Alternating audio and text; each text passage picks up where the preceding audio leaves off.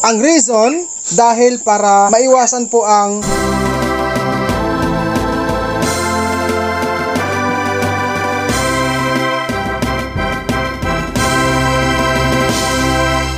recover balasang na yun, sir.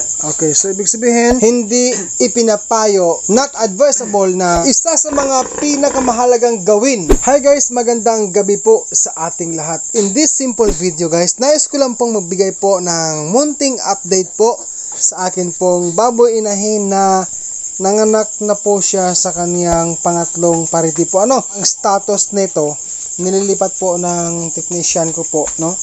Ayan, so dalawang technician po ang tumulong sa akin ngayon sa gabing ito, no? And then si Mother Pig po ay nainjigan na rin po ng aking technician ng Enrofloxacin bacterid. Tama ba, Sir Jmar? Oo, sir. Si Sir Jmar, good evening sa'yo, sir, ha? Good evening, good evening. So ang mga biig na to guys ay 10 piraso lamang po, no? Salamat po kay Lord sa 10 healthy piglets. So nainjigan na rin po ng Big Sun SP injectable vitamins, no? So mga kababayang baguhan sa pag-alaga ng baboy, kapag po sakaling nagkaroon po kayo ng isang pagpasya or desisyon na magkaroon ng baboy inahin, pag ang time po or ang right time na dumating po na manganak siya, yung inyong baboy inahin, kaya po tayo nagtuturok ng antibiotic, no? Ang purpose niyan ay para sa mga infection, anti-stress, kag madaling makarecover ang nayon, sir.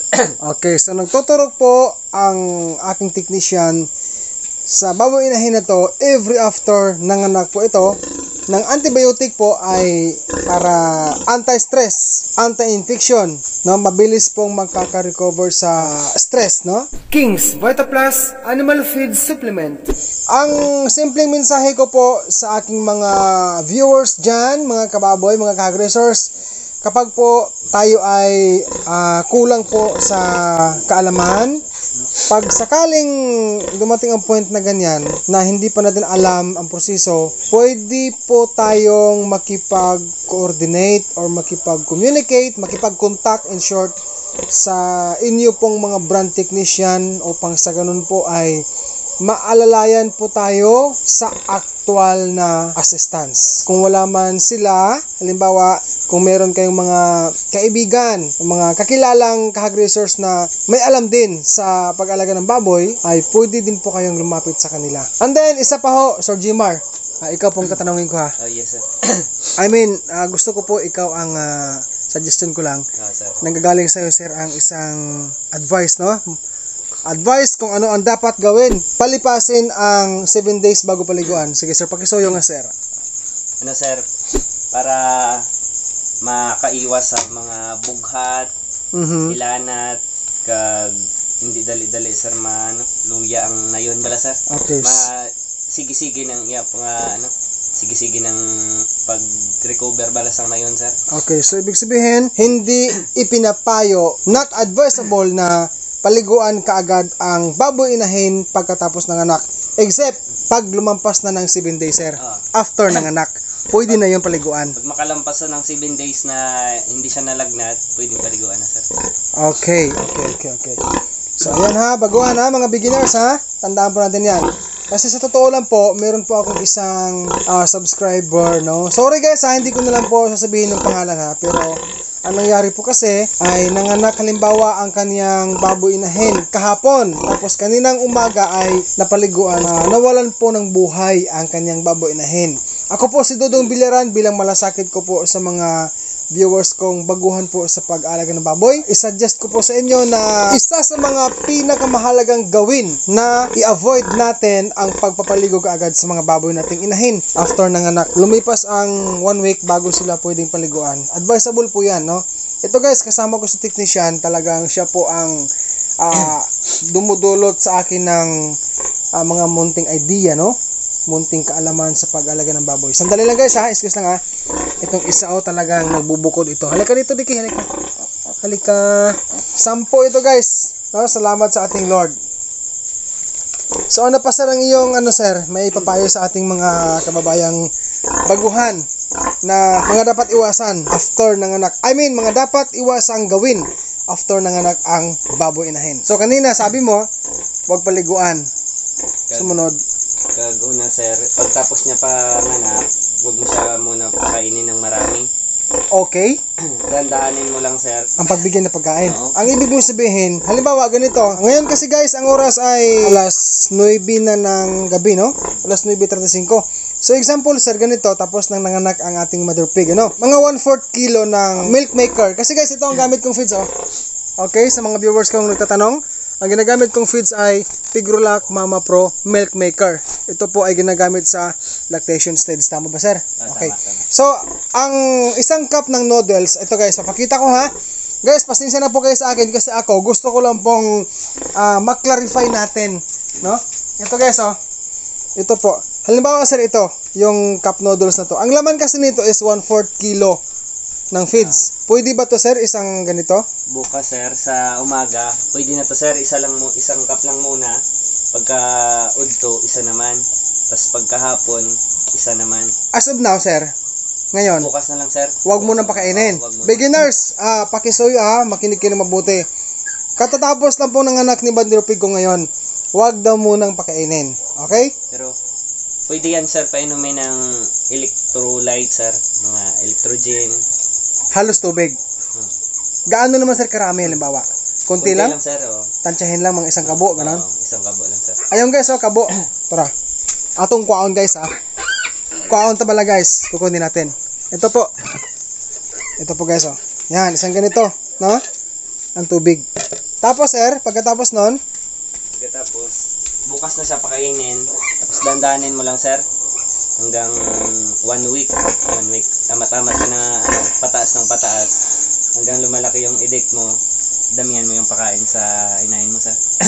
slowly ang pag-add ng dami sa pagkain. So bukas ay first day since nanganak si Mother Pig. Mag-start ako sa isang cup noodles or 1/4 kilo per kain sa almusal. Ganon din sa tanghali at ganon din sa hapon. Kay ano sir, once nga damo ang gata sa nayon, isa ina kaginahalinan nga mahilanat siya kung hindi kaya ubuson sang idik ang gata sir.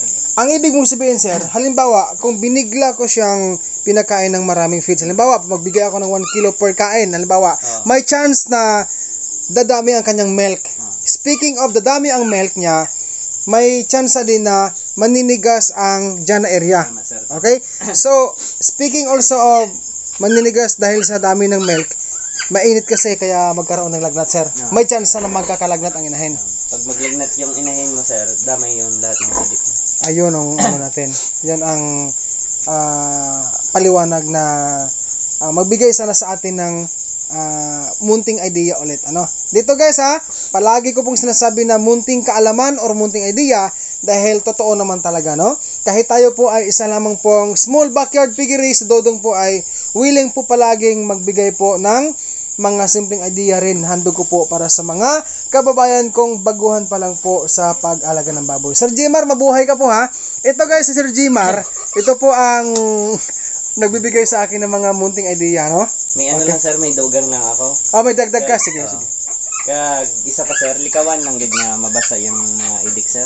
Kay sensitive na sila sa tubig, basta magtai sila, maglupot. Okay.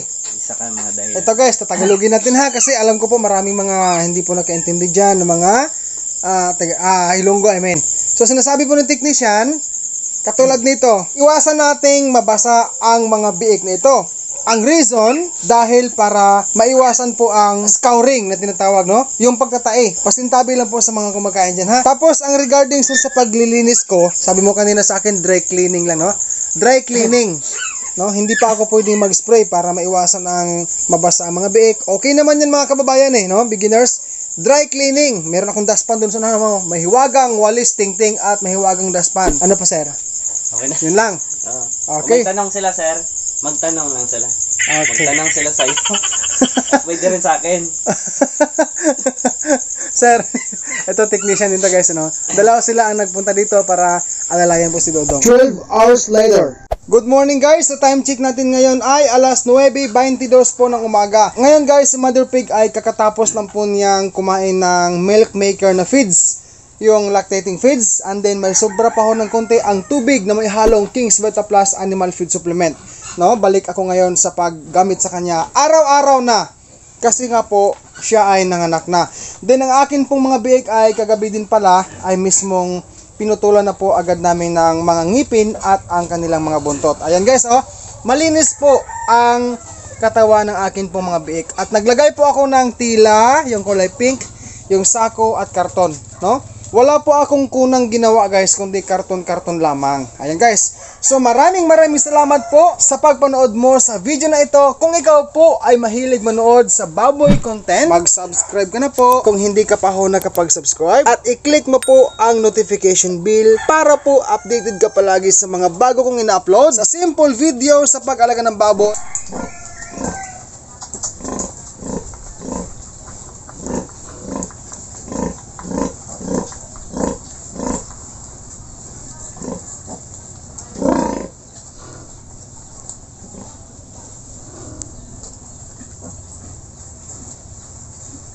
God bless po guys sa ating lahat.